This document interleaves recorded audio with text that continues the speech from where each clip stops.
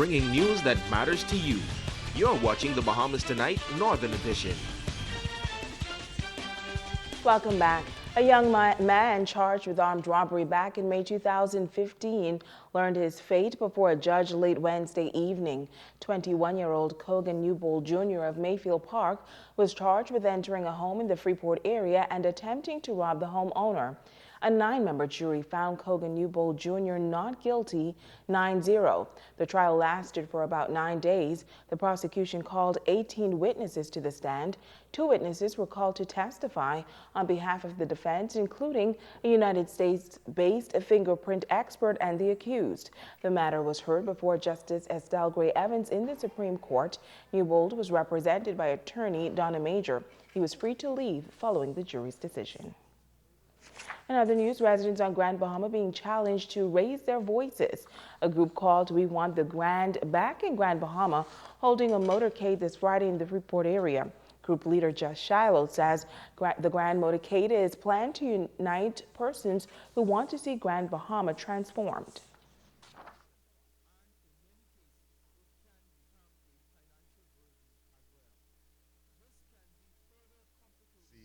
For example, we have an eyesore there, what we call the Bazaar and the Princess or Royal Oasis. I would like to see that either moved or someone come to do some renovations or something like that if it can be restored. Also, I feel that road we've been talking about for years, I feel that the port should actually step to Harcourt and tell them, look, yeah, it's a slap in the face. We live on an island. Let's remove that man-made beach, open the road, and perhaps it can rejuvenate the island again. Now the Grand Motorcade starts at the International Bazaar at 5 p.m. Well, today ZNS continued its first annual back-to-school book drive week-long campaign at East End Primary School in Freetown. Our Kimberly Mullings was there.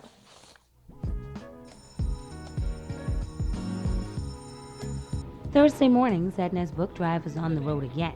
This time, radio personality Vanessa Divine Lady Clark taking the 8:10 a.m. The Light into East Grand Bahama. She went live from the settlement of Freetown at 9 a.m. Shortly after the broadcast began, 17-year-old Elizabeth Roberts came in with a handful of books to donate.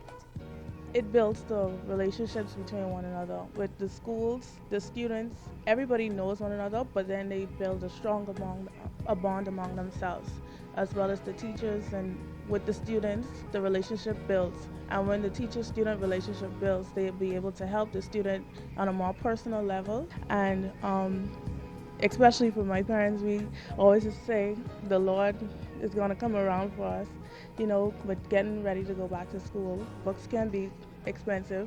She says the community of East Grand Bahama is very helpful, especially when it comes to education on a daily basis. You have those who give to the students like you guys are doing, and when it's time to prepare for school, there's some that pass on their books to the younger ones because everybody uses the same books basically from grade 1 in all the schools, so they just basically share their books around. Robert says this helps the community in a major way.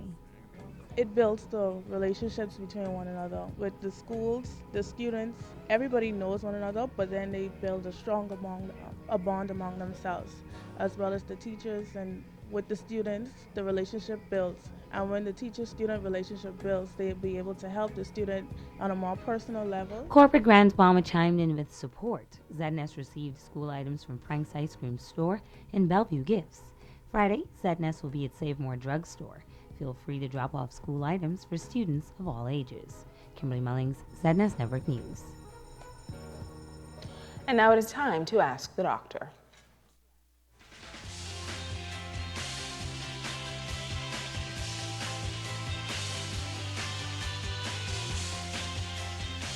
I'm Dr. Monique Pratt. Welcome.